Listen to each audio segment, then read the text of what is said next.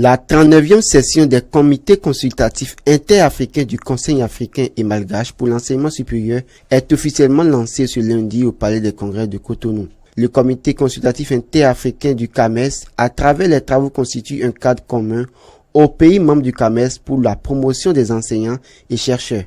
À l'entame de cette séance, une minute d'hommage a été observée en la mémoire du professeur Giro Amoussouga, décédé le 23 juin dernier à Lomé au Togo.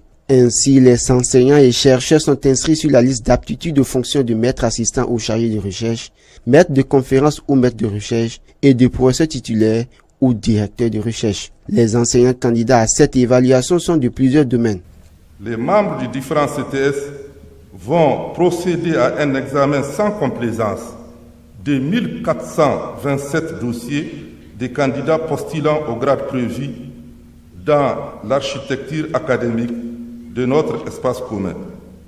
Par CTS, les dossiers sont répartis comme suit. Lettres et sciences humaines, 438 dossiers. Sciences naturelles agronomie, 359 dossiers. Médecine humaine, pharmacie, odontostomatologie et médecine vétérinaire, 242 dossiers. Mathématiques, physique, chimie, 183 dossiers. Sciences économiques et de gestion, 76 dossiers. Sciences et techniques de l'ingénieur, 64 dossiers.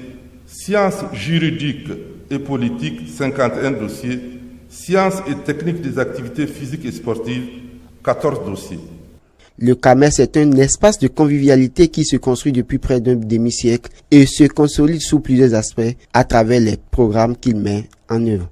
Ces programmes ont pour ambition de faire de l'enseignement supérieur africain une référence, dira donc Marie-Odile Atanasso, ministre de l'Enseignement supérieur et de la Recherche scientifique du Bénin. Je voudrais pouvoir souhaiter qu'à l'issue de nos travaux, nos 19 pays puissent se réjouir d'enregistrer de nouveaux maîtres assistants, maîtres de conférences, professeurs titulaires, ainsi que de nouveaux chargés, maîtres et directeurs de recherche.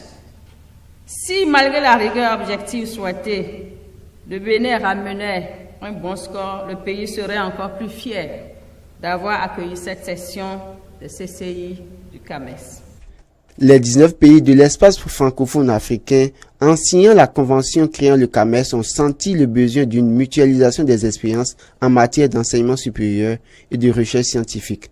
Cette mutualisation devra avoir une organisation forte et à cet effet, il serait important que le CAMES s'ouvre aux pays anglophones d'Afrique.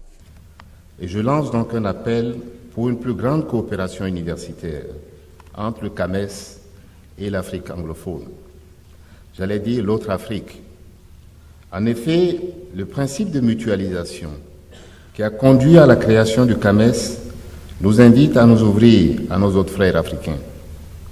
Les universités nigérianes, ghanéennes, sud-africaines, pour ne citer que celles-là, tireraient bien avantage d'une grande coopération et nous-mêmes en serons de grands bénéficiaires.